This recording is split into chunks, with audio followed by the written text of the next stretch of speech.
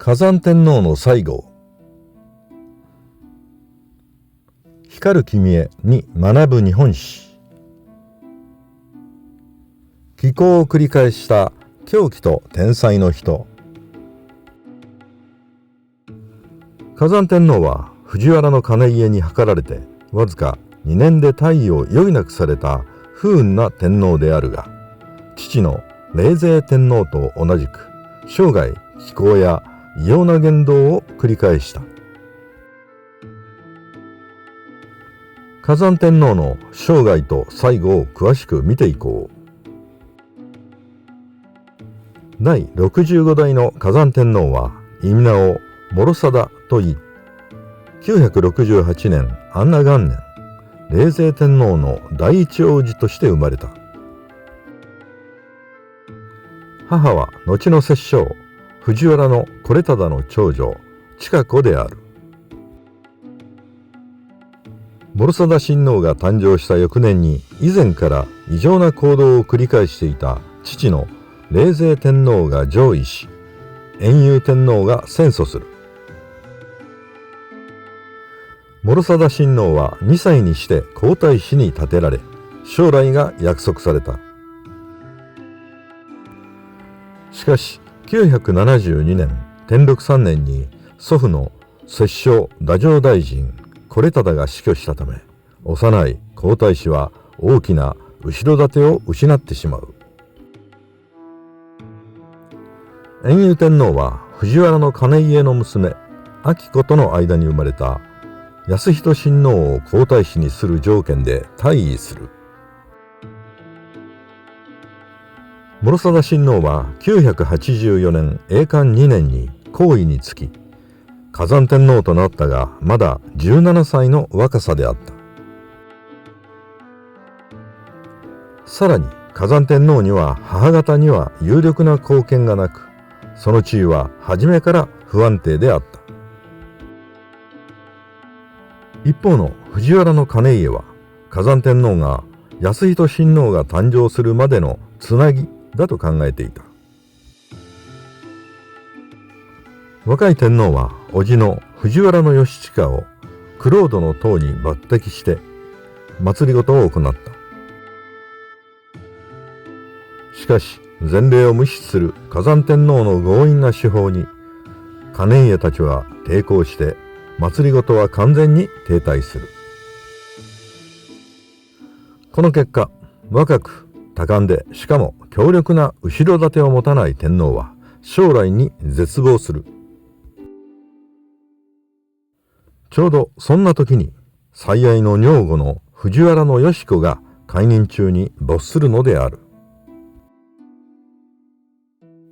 いよいよ絶望の淵に追い詰められた火山天皇は一日中泣いて過ごすなど奇行が目立つようになる。天皇の様子を見た右大臣の兼家は玄人として天皇の側近に仕えていた息子の道兼に策略を授ける。私も一緒ですから出家しましょうと天皇に勧めて退位させる方策である。道兼を信じたまだ若い19歳の火山天皇は986年寛和2年6月22日の深夜、道兼の誘導によって密かに宮中を抜け出す。そして山科の元慶寺に赴き、そこでにわかに火山天皇は剃髪する。一緒に出家すると言っていた道兼が逃げたことで騙されたと知った火山天皇だが、上位するほかはなかった。出家後の火山法皇は聖空上人の説法を聞きに播磨の国の諸佐山の圓教寺に赴いている。また法皇は延暦寺で受戒するなどしてひたすら念仏三昧の生活を送った。さらに法皇は熊野で那智の滝のそばにいおりを立てて厳しい修行を数ヶ月にわたって行っている。修行を終えて京に戻った火山法皇だが、素行が改まるどころか、修行で抑制した分が余計にひどくなったようだ。法皇は乳母の中司に通じて王子清人を産ませ、さらに中司の娘の平子にも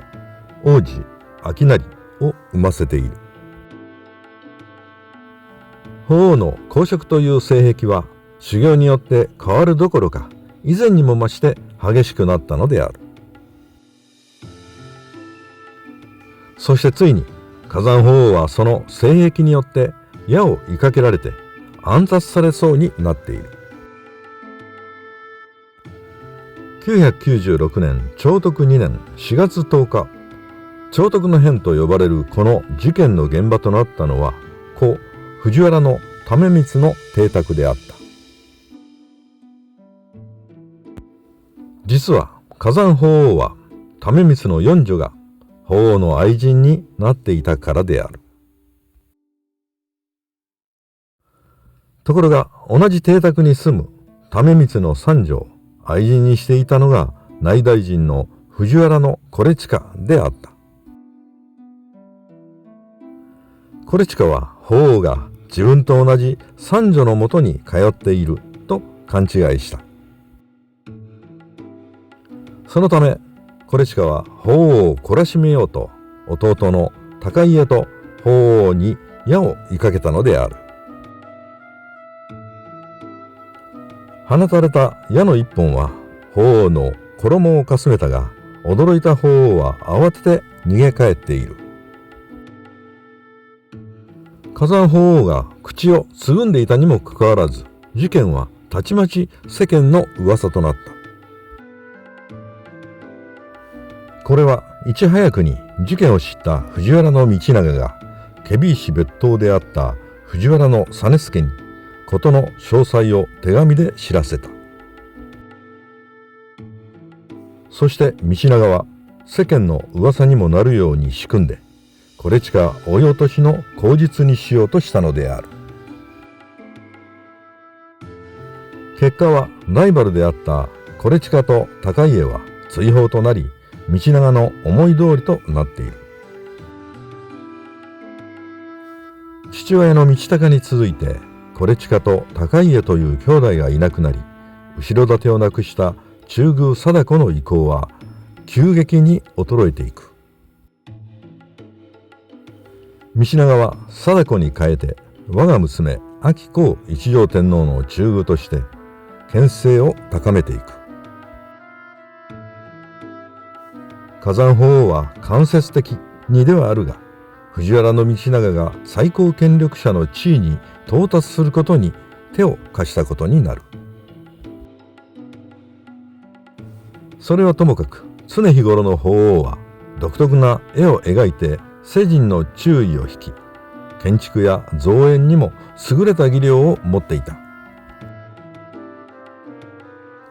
また和歌に関しては当代屈指の歌人であり、藤原均東や藤原長慶らが参与した歌壇を作り、しばしば歌合わせを催した。また均東に命じて周囲賞を選定させている。火山法皇の生涯は狂気と天才が日によって交錯するという分裂した甚だ悲壮なものであった。そして若い時からの法皇の公職は改まることなく、女性を求めて外出する法皇の姿がよく目撃されたようである。また法皇は清仁親王には過度の偏愛を注いでいる。法皇は親王を喜ばせるために猿を犬に乗せて人々が大勢往来する街路をたびたび走らせた。そのため京の人々は眉を潜めながら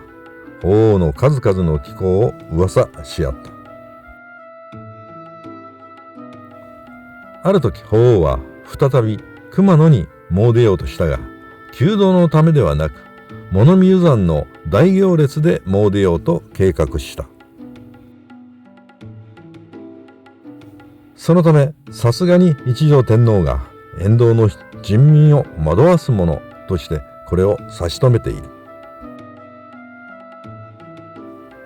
波乱万丈の生涯を歩んだ火山法皇がその生涯を閉じたのは1008年寛永5年の2月8日の夜のことであった。法皇はまだ41歳の若さであったが、報じた場所は都の左京火山院であった。火山法皇は当時流行していた天然痘などではなく、体のどこかにできた悪性腫瘍が死因であったようである。